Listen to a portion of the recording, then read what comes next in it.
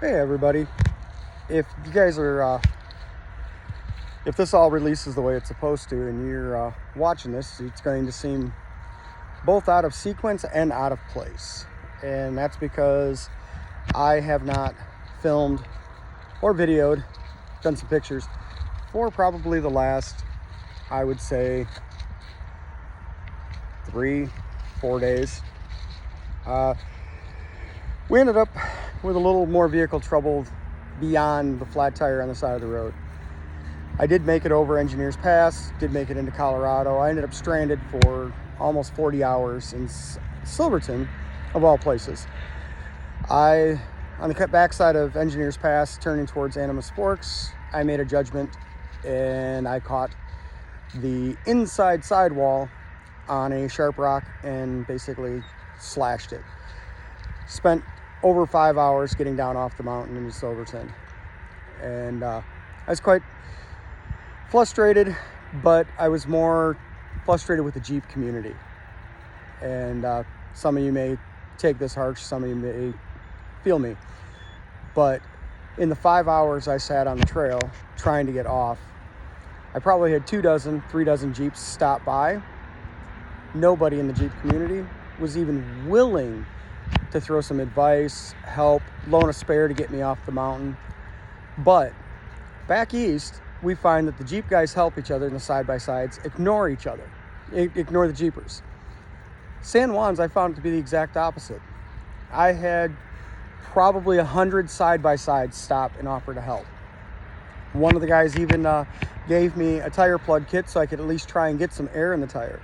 I did eventually run into one local Jeeper who was willing to loan me his spare and follow me into town so I could get to the gas station in Silverton, and I do appreciate it.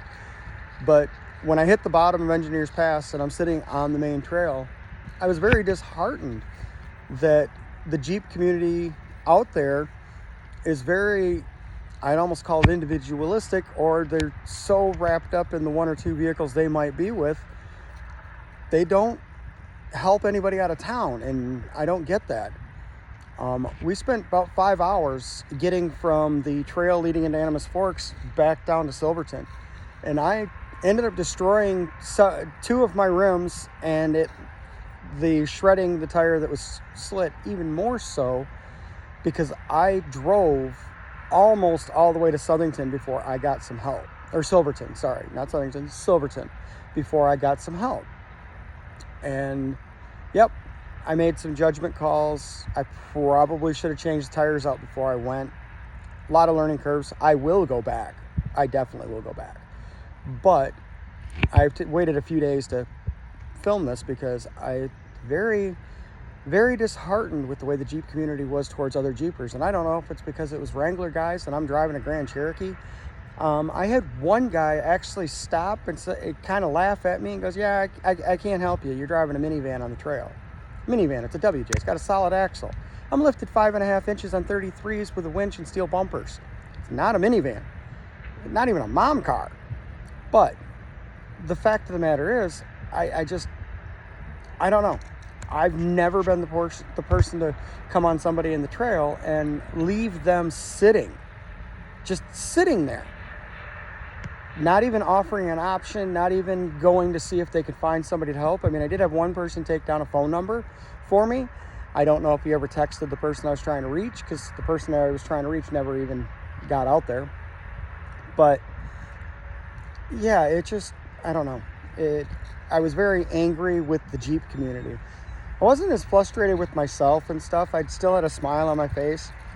But it did end my trip to San Juan's. I ended up locating a spare to get out of the mountains and got to Denver and picked up a complete used set of 80% Life JK tires and wheels. And I decided to shift my adventure elsewhere, and we just finished crossing Nebraska, and I'm in Minnesota now on my way into Wisconsin, and we're going to pick up in Wisconsin at Sparta and go up the Wisconsin Overland Trail into the UP of Michigan.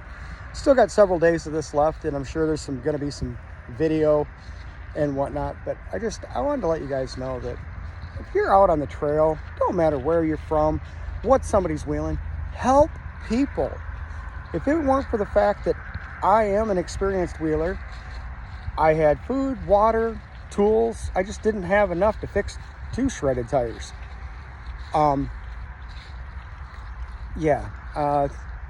Shame on people that don't stop and help.